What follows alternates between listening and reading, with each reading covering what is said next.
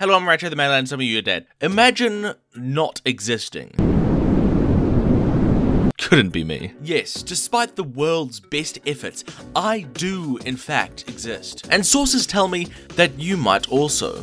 Though, while the happy bee and the prancing deer can go their lives with simple thoughts of honey and grass, we, as creatures of supreme intelligence, are constantly plagued with the knowledge of death. Ironically, a very dumb thing of us to decide to do. And while many religions try and fill in the gap of what comes after, being an epically Reddit atheist, to my best knowledge, it is non-existence.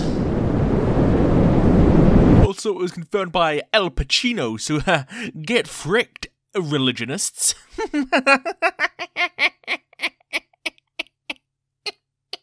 That's right, we're getting existential in this issue of your local rad paper. I promise it's not because of my ad revenue being cut for 3 months by YouTube for supporting NekoArk in her violent groups. After all, I am being graciously supported on Patreon by lovely fans like you. Right?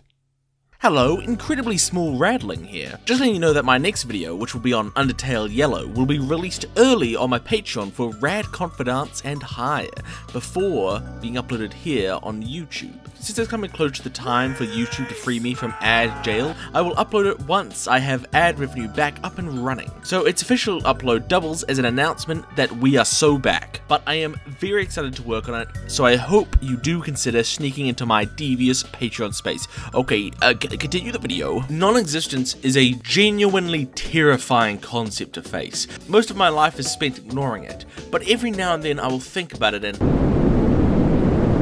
Though even our mental image of nothingness, that black, silent void, is probably not even accurate. What would be accurate is trying to comprehend your experiences before you were even born. It is incomprehensible. Despite this being a universal existential crisis every human must face, it is not often that we get a glimpse into these characters facing non-existence, which we'll look into today with 2 small pieces of media I handpicked out of the oven just for you on this cold morning or hot afternoon. Those are the only 2 times you're allowed to watch this video, by the way.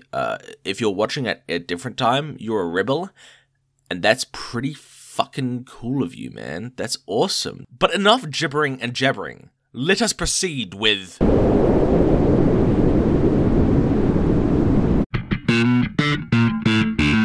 That's right, guilty gays rejoice. Your laser kiwi wielding broken messiah has returned to this blasted fandom. There is a reason why I focus on Guilty Gear for the good first chunk of my channel's history. It honestly might be one of my favourite pieces of media. It just has so much artistic brilliance. But in particular, I wanted to focus on the music, which you may be surprised in the game with the catchphrase, "Let's rock," is actually all blues jazz. No, it's rock. It's sometimes roll, but mostly rock. Rock is seeping from every crevice of Guilty Gear, from its art to its character designs, to its characters' names like Axel Low and Soul Bad Guy. I mean, there is a witch that fights with a guitar. How do you get more rock than that?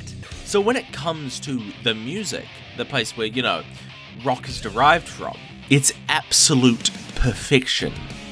Can't Please Me is a 10 out of 10 song, and I will throw rocks out of a moderate size at anyone who disagrees. Some songs are simple, like May talking about how much she wants the John Ussi. Or they can be deep, like Baiken accepting that the world has scarred her in so many ways, but she must overcome her cycle of self-destructive revenge and isolation to start living and being present for those she cares about. Like a child Baiken's male wife found lost on the street, Delilah, who comes with her very own pet whole fucking bed, who is the character we will be looking at today. That's right, bedheads, rise up, stand and salute the jumping flag. Now you may be asking how a bed gets its own theme, so I'll catch you up to speed real quick. Bedman is a man on a bed who is a little evil, a bit of a devious creature. From going on Reddit every day, his brain is now so smart and big that he will literally crumble into dust if he wakes up from the weight of his own mind. His sister, who Daisuke failed miserably to call bedwoman, Delilah, also has this condition, desiring them both to be awake and living together in harmony. Bedman works with evil clown Pope Babe to bring his dreams into reality, literally, so that they can wake up without crumbling into dust. However, a pair of wild gays show up and open his eyes with their mischievous LGBTQ+ powers. The Redditor's one weakness: homosexuality, which is where we finally get to the circle.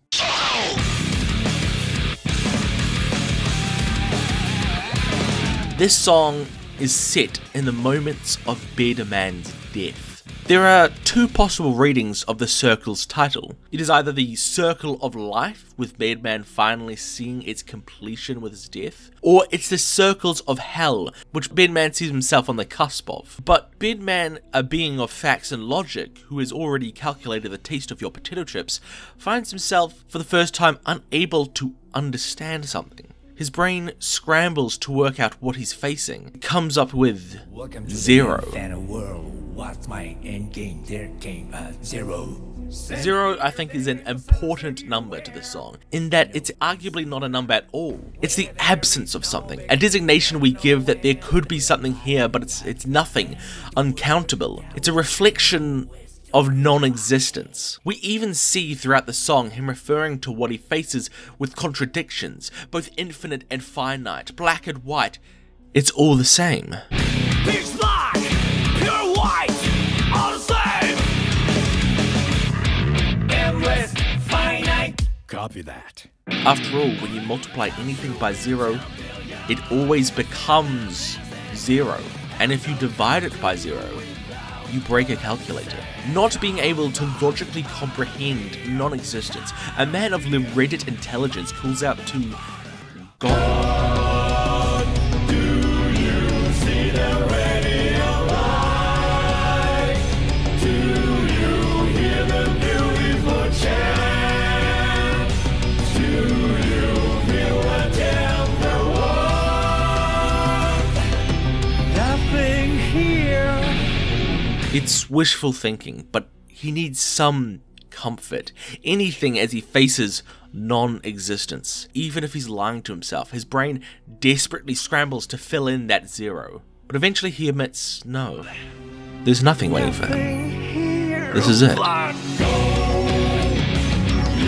can see the radiant light. You can feel the beautiful chant. You can feel the tender warmth. Despite being unable to find solace in the face of non-existence, there's one more thing. He asks himself, if this is it, what does he want to do with his final breath? If you can give someone something.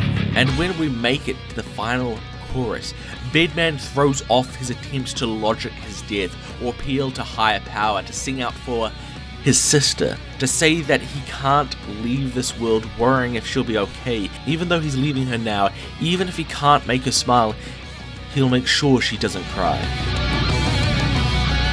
No hope, no rush, no hope. Copy that.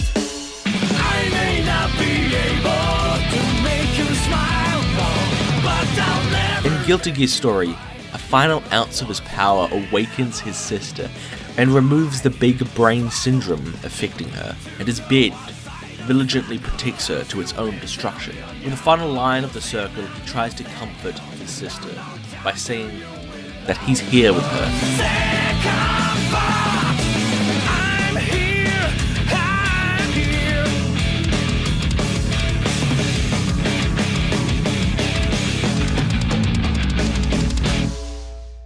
The song cuts sharply, showing that Bedman has passed on.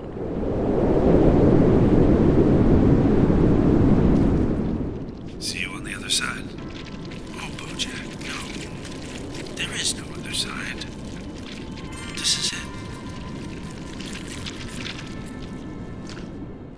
These two lines are the media I am analysing today. We are getting specific with our media analysis. But when rewatching BoJack Horseman recently, the existential this line filled me with was a spoonful. A King Buck spoonful. The episode this came from, The View from Halfway Down, I have covered it in another video about taboo topics that you should watch. That should show you how much this single episode of television has affected me. But this line in particular does a lot. For context and spoilers for BoJack Horseman has just dived into a pool drunk, and this episode is his mind working through facing death. While BoJack at this point has worked out his drowning, his line, "See you on the other side," shows he hasn't fully confronted it. It's a line of comfort for those facing death. Even if you don't believe it, it gives images in your mind of reunion, that those that pass on are in some way still part of reality. It also implies your own continued existence, assuming that this is just a veil you are crossing. But Herb's line coldly shuts this down. "Oh, BoJack, no.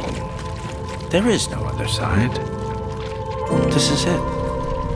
No, what you're experiencing now is the last of your existence. You are not going to a comfortable place. You are going to not exist. Even the void we see the other characters dive into, and that paints over BoJack's consciousness, is a solid black, a representative of what we imagine non-existence to look like. Nothingness. I think this imagery and this line is very confronting to our dissociation with dying, what non-existence is, because day to day we block out thinking about it, but here we are firmly set down and told this is it. Within this episode, BoJack tries to rationalize the meaning of dying, what makes a worthy death, what makes a worthy life. Yet through all of these attempts to make rationalizations of death, the inky black blotches of non-existence paints over it all. Despite our best attempts and desires to have there be anything tangible in the face of death, any meaning, it will all be made null by non-existence. This becomes very interesting as we look at the overarching theme of BoJack Horseman. The show goes against conventional storytelling by never giving a happy ending or capstone to any character. It shows how, unlike stories of fiction, life doesn't end. We may have moments that are story-like, but then life will just continue. Our times of highest happiness will fade, but so too does our life not end with rock bottoms. In the final episode of the show, after The View from Halfway Down, we get multiple lines reaffirming this. "What if I relapse again? Then you'll get sober again. And maybe don't worry about whether you'll be happy later, and just focus on how you're happy right now." Yeah, well, what are you gonna do? Life's a bitch and then you die, right? Sometimes. Sometimes life's a bitch and then you keep living. Even in this last episode, we are reminded that after this ending, that these characters' lives will go on. They will continue to fluctuate between good and bad times. And as the show shows, because we continue living, we are continually given the opportunity to grow. So the line, "This is it," directly opposes the idea of life being continuous. We must confront the idea that life ends. Not with the ending of a story, but with death. But I think it's an important and grim reminder that BoJack Horseman must give us. Even if life is continuous in nature, we don't have forever to grow and change, to follow that dream, to kiss that girl or guy or them, to see things unseen, to live, laugh, and love. Because for all we know, This is it.